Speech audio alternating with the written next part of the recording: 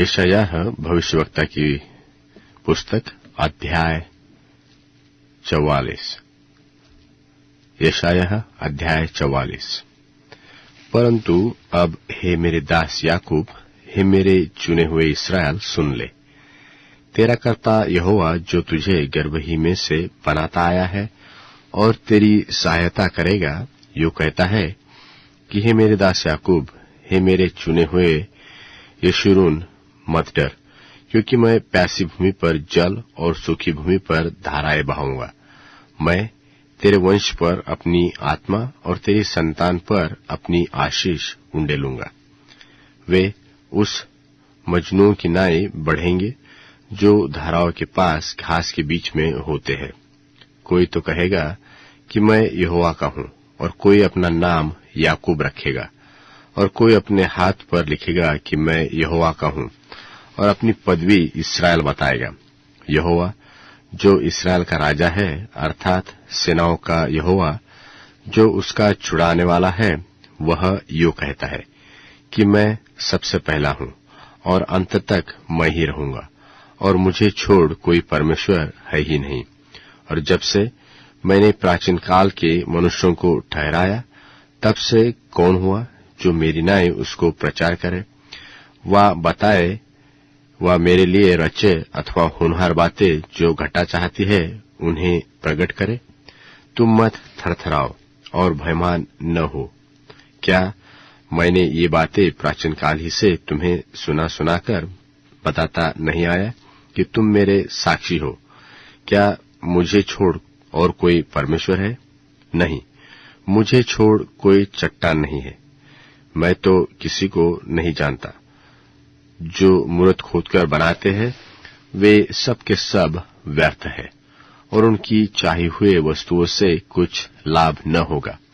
और उनके जो साक्षी है, वे आप न तो कुछ देखते और न कुछ जानते हैं, इसलिए उनको लज्जित होना पड़ेगा। किसने देवता व निष्फल मूरत ढाली है? देख, उसके सब संगियों को तो लज्जित होना पड़ेगा। और कारीगर जो है वह मनुष्य ही है। वे सब के सब इकट्ठे होकर खड़े हो, वे डर जाएंगे और सबके सब लज्जित होंगे। लोहार एक बसूला लेकर मूरत को अंगारों में बनाता है और हथौड़े से गड़गड़ कर तैयार करता है। वह उसको भुजबल से बनाता है, फिर वह भूखा हो जाता है और उसका बल घटता है। वह पानी नहीं पीता और थक जाता है। बढ़ई सूत लगाकर टांकी से रेखा करता है और दंदनी से काम करता है और प्रकार से रेखा खींचता है, और उसका आकार और सुंदरता मनुष्य की सी बनाता है, ताकि लोग उसे घर में रखे। कोई देवदार को काटता और वन के वृक्षों में से जाति जाति के बांज वृक्ष चुनकर सेवता है, और वह एक तूस का वृक्ष लगाता है जो वर्ष का जल पाकर बढ़ता है। तब वह मनुष्य के ईंधन के काम में आता है। वह उसमें से कुछ सुलगाकर तापता है, फिर उसको जलाकर रोटी बनाता है।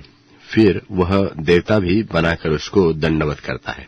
वह मूरत खुदवाकर उसके सामने प्रणाम करता है। उसका एक भाग तो वह आग में जलाता है और दूसरे भाग से मांस पकाकर खाता है, और वह मांस भूनकर तृप्त होता। फिर तापकर कहता है, वाह, मैं गर्म हो गया, मैंने आग देखी है।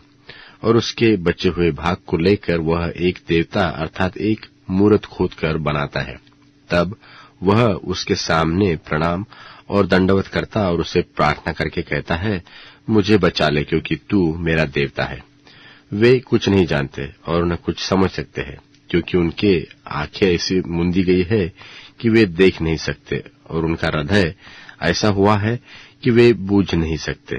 और कोई इस बात की ओर मन नहीं लगाता, और न किसी को इतना ज्ञान व समझ रहती कि वह कह सके कि उसका एक भाग तो मैंने जला दिया और उसके कोयले पर रोटी बनाई और मांस भूनकर खाया है।